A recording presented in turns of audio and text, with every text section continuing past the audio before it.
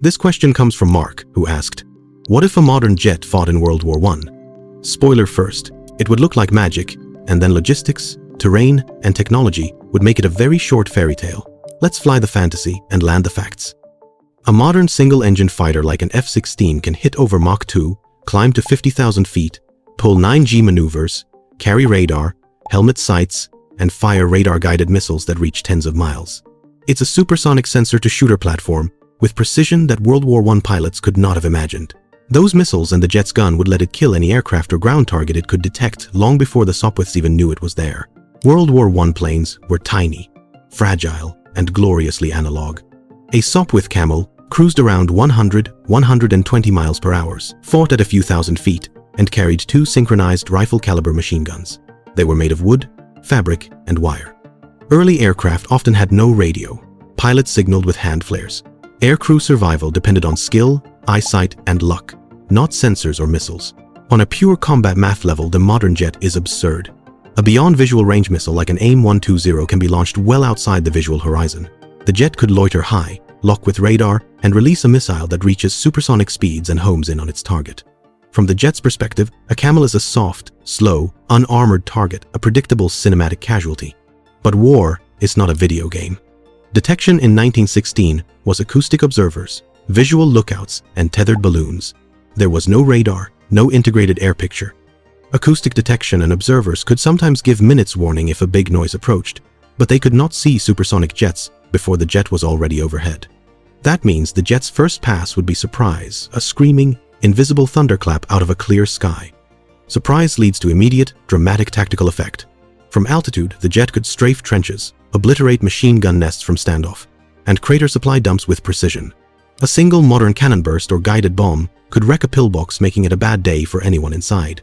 Morale effects would be enormous. Troops who believed the sky owned them would find it didn't anymore. But then come the real constraints: runway, fuel, maintenance, and support. Modern jets need long-prepared runways, often many thousands of feet, and high-quality fuel, JP8 or similar. They require spare parts, gaskets, sensors, and shops with test equipment. World War I airfields were grass strips and improvised patches, keeping a jet flying day after day in 1916 conditions: mud, shell craters, horse-drawn logistics. No jet fuel pipeline is basically impossible without importing an entire modern support chain. In practice, the jet would run out of fuel, break a landing gear in a cratered field, or become grounded by a tiny sensor failure that engineers in 1916 couldn't fix. There's also the terrain problem. The Western Front was churned into a moonscape of craters, barbed wire, and waterlogged shell holes. Jets work best when they can take off, circle, and deliver effects from altitude.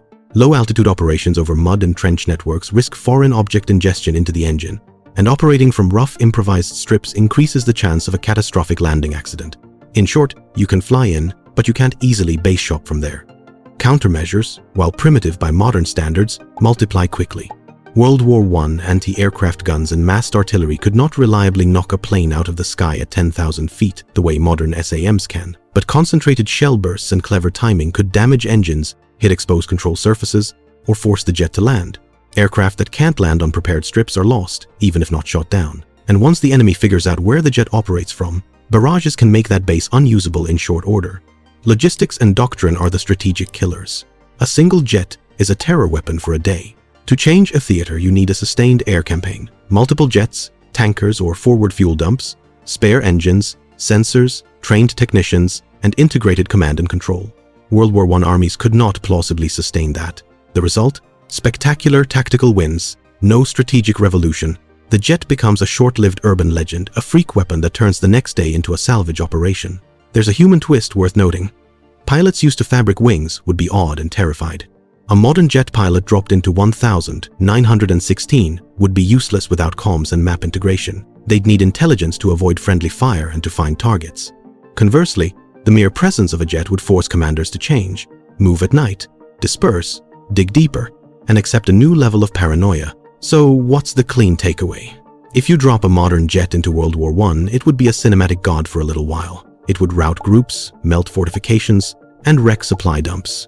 But the mud, the lack of bases, fuel, spare parts, and the antagonist's artillery would ground it quickly. The modern jet wins the battle. The era's logistics win the war. If you time travel with one, bring fuel trucks, mechanics, and a runway crew. Otherwise, it's a glorious one-day myth.